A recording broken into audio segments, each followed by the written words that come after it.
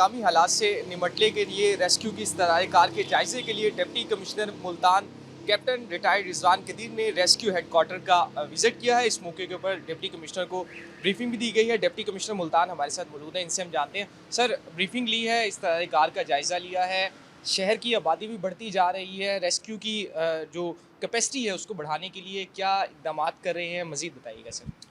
जी, बिस्मिल्लाहिर्रहमानिर्रहीम। रेस्क्यू 1112 जब 2007 में बना, जिस तरह मैंने पहले भी बात की, जो नीड असेसमेंट और हर चीज़ को केटर फॉर करके किया गया। जो ज़रूरतें हैं, जो वसाइल हैं, उसकी नीड असेसमेंट इनके हेडक्वार्टर पे बहुत अच्छी तरह होती भी है।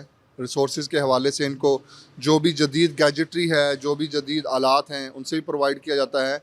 तो आज मैं इस चीज़ को मैंने पर्सनली विटनेस भी किया। ख़ास तौर पे इनकी जो एम्बुलेंस है वो देख के बड़ी खुशी हुई कि इनके पास वेंटिलेटर्स वाली भी एम्बुलेंसेस मौजूद हैं, जो कि हमारे हॉस्पिटल्स में वेंटिलेटर्स मौजूद नहीं होते।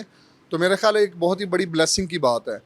और इसके साथ साथ जितना भी इनके पास डीप वाटर के लिए भी इक्विपमेंट्स हैं, कोई फायर एक्सटिंग्विशिंग के लिए बिल्डिंग जहाँ पे आग लगती है उसके लिए बहुत बेहतरीन आलात हैं। और तो मेरा ख़्याल है बड़ी हौसला अफजा बात है। और जैसे जैसे जिद्दत आती रहेगी, जैसे जैसे आबादी बढ़ती रहेगी, तो बात होती है रिस्पांस की। तो इनका रिस्पांस टाइम जो है, ख़ास तौर पे जब से इनको मोटरसाइकिल्स दी हैं, तो उसके हवाले से तो ये फ़र्स्ट एड और इसके मामला बहुत ज़्यादा बेहतर हो गए हैं।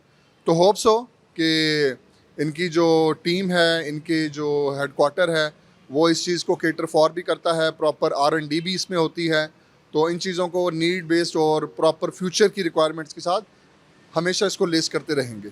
जी बिल्कुल, डिप्टी कमिश्नर का यही कहना है कि रेस्क्यू के तमाम जो मसाइल हैं उन्हें हल किया जाएगा। इस हवाले से डिप्टी कमिश्नर मुल्तान की जानिब से रेस्क्यू हेडक्वार्टर का दौरा किया गया है और रेस्क्यू काम की जानिब से डिप्टी कमिश्नर को जो अपनी इस्तदार कार है उसके हवाले से ब्रीफिंग भी दी गई है।